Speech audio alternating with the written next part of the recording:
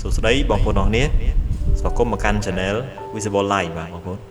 ថ្ងៃនេះមានវីដេអូមួយទៀតដែរចង់បង្ហាញបងប្អូនឲ្យឃើញអ្នកនរគ្នាបាទគឺនិយាយពីឆ្នាំង spawn របស់យើងបាទឆ្នាំងក្បាលមាន់ពីស៊េរីមុនណា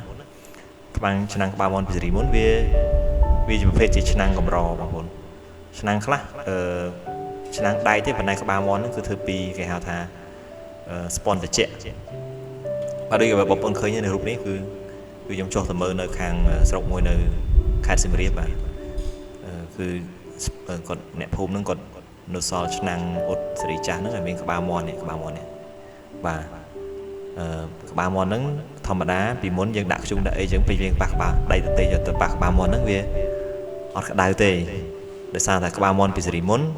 គឺគេស្លស្ពន់មួយយ៉ាងគេហៅថាស្ពន់ត្រជាក់ឥឡូវស្ពន់ត្រជាក់ហ្នឹងគឺពេញនិយមគេចង់បានច្រើនហើយតម្លៃវាក៏ថ្លៃដែរមានតម្លៃថ្លៃជាងមុនច្រើនមែនទែនបាទហើយនេះរូបមួយទៀតហ្នឹងគឺអញ្ជើញបាទអញ្ជើញសេរីចាស់ក៏គេទិញដែរក្នុងតម្លៃមួយថ្លៃគួរសមអញ្ជើញហ្នឹងពីមុនសបោបាទឥឡូវខ្សត់ហើយបាទហើយនឹងម៉ាស៊ីនថតសេរីចាស់ក៏គេទិញដែរបាទគេទិញយកទៅដោះមើលកន្លែងខាងក្នុងគេមានបារតក្រហមនៅខាងក្រោមបាទ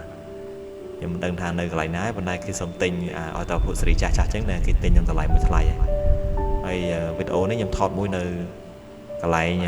ដើរលេងកំសាន្តនៅខេត្តសៀមរាបបាទថតជូនបងប្អូនមើលលេងចឹងទៅដោយសារតែរបស់អននេះគឺសម្រាប់ឈ្មួញដែលគាត់ទិញយកទៅប្រើប្រាស់ឬក៏យកទៅពិសោធន៍ដូចជាមានបរតក្រហមខាងក្នុងអីគឺគេទិញយកទៅប្រើប្រាស់អញ្ចឹងណាបងប្អូនបាទហើយខ្ញុំមែនតើខ្ញុំមិនមែនជាអ្នកទិញលក់របស់របរកម្រអញ្ចឹងទេរបស់បុរាណអញ្ចឹងទេខ្ញុំគាត់ទៅយកព័ត៌មានវីដេអូពីក្រៅប្រទេសខ្លះពីក្នុងប្រទេសខ្លះមកចែកម្លែកបងប្អូនអញ្ចឹងណាហើយបងប្អូនមានចំណាប់អារម្មណ៍មានរបស់របរកម្រអញ្ចឹងសូមបងប្អូនតម្លាក់ជា comment នៅខាងក្រោមបាទ